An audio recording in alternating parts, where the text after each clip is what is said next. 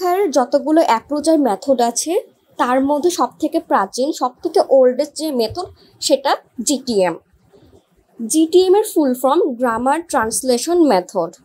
GTM মেথডের সাথে আমরা যারা বাংলাদেশ থেকে পড়াশোনা করছি আর কি, আমরা সবাই পরিচিত, কেননা আমাদের স্কুল কলেজ সব লেভেলে জিটিএম মেথডেই টিচাররা অ্যাকচুয়ালি বেশি পড়িয়ে থাকে। হ্যাঁ, তো জিটিএম মেথড সম্পর্কে ডিসক্রিপশনে যাওয়ার আগে এর হিস্ট্রি আর অরিজিন সম্পর্কে বলি। জিটিএম মেথডটা অ্যাকচুয়ালি এসেছে, এটা একটা ফরেন মেথড, আর এটার উৎপত্তি হয়েছে জার্মানি থেকে। তো আমরা জানি যে লিটারেচারের বিভিন্ন জিনিসগুলা ল্যাটিন আর গ্রিকে মেন লেখা হয়েছে, আর সেখান থেকে ট্রান্সলেশন করে ইংলিশে, তারপর ইংলিশ থেকে ট্রান্সলেট করে অন্যান্য ভাষায় নেওয়া হয়েছে, রাইট? তো এখন 16th সেঞ্চুরিতে যখন ল্যাটিন ভাষা থেকে অন্যান্য ভাষায় লিটারেচার আরও অন্যান্য যেসব কন্টেম্পোরারি কাজ আছে, অনেক এডুকেশনাল ওয়ার্কসগুলো আছে, সেগুলা অন্যান্য ভাষায় ট্রান্সলেটের দরকার পড়ে, কারণ ল্যাটিন আর গ্রিকের লিটারেচার বা মেডিকেল ফিল্ড বা ফিলোসফি এডুকেশন এত বেশি এনরিচ যে অন্যান্য ভাষায় এদের মতো এনরিচ ছিল না, তো এই জন্য ট্রান্সলেটের দরকার পড়ে। তো তখন এই প্রয়োজনীয়তা থেকে জিটিএম মেথডের অ্যাকচুয়ালি আবির্ভাব হয়, যেটার মেন ফোকাস ছিল ট্রান্সলেট করা।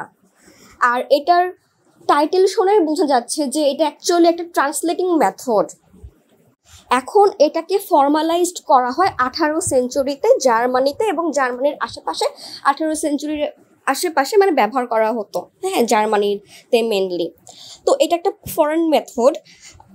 জিটিএম মেথডকে আমরা অন্যান্য যেগুলো নামে জানি সেটাকে ওল্ডেস্ট মেথড বলা হয়, ক্লাসিক্যাল মেথড বলা হয়, ট্র্যাডিশনাল মেথড বলা হয়, কারণ আমরা এই মেথডে অ্যাকচুয়ালি ট্র্যাডিশনাল ওয়েতে পড়াশোনা করি এই জন্যে। তো এই মেথডের মেন ফোকাস থাকে রিডিং আর রাইটিংয়ের ওপরে, আর এই মেথডে একেবারে যেটা ফোকাস থাকে না সেটা স্পিকিংয়ের ওপরে।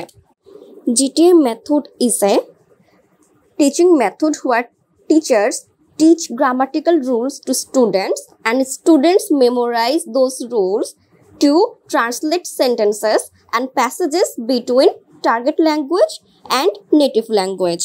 তো এই ল্যাঙ্গুয়েজ যেটা হয়, মানে এই টিচিং মেথডে যেটা হয় সেটা হলো যে ক্লাসরুমে টিচার স্টুডেন্টদেরকে কিছু গ্রামাটিক্যাল রুলস শিখাই দিবে, মানে সেই ভাষাটা শেখার আগে সে ভাষা সম্পর্কে কিছু রুলস দিবে আর কিছু শব্দার্থের মতো দেবে। এখন এটা হচ্ছে যে ওয়ার্ড বাই ওয়ার্ড শিখে সেটাকে ট্রান্সলেট করে পড়ানো হয়। যেমন আমি শিখবো ইংলিশ ল্যাঙ্গুয়েজ, এখন টিচার আমাকে শেখাবে এভাবে, আমাকে অনেকগুলা গ্রামাটিক্যালের রুলস দিয়ে দিবে, আমাকে সেগুলা মুখস্থ করতে হবে।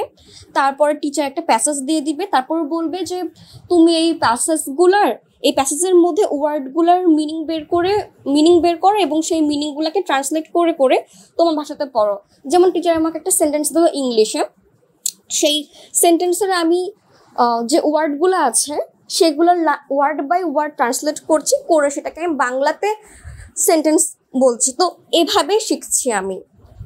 তো তো এখানে আমি একটা ল্যাঙ্গুয়েজ শিখছি, একটা ফরেন ল্যাঙ্গুয়েজ শিখছি, কিন্তু সেটার আমি প্রয়োগ করছি বাংলা ইউজেসের মাধ্যমে। সেটা আমি ইংলিশে বলছি না, সেটা আমি ওগুলাকে শিখে সেটা আমি বাংলাতে প্রয়োগ করছি। তো এটা ছিল গ্রামার ট্রান্সলেশন মেথড নিয়ে একটা ইন্ট্রোডাকশন।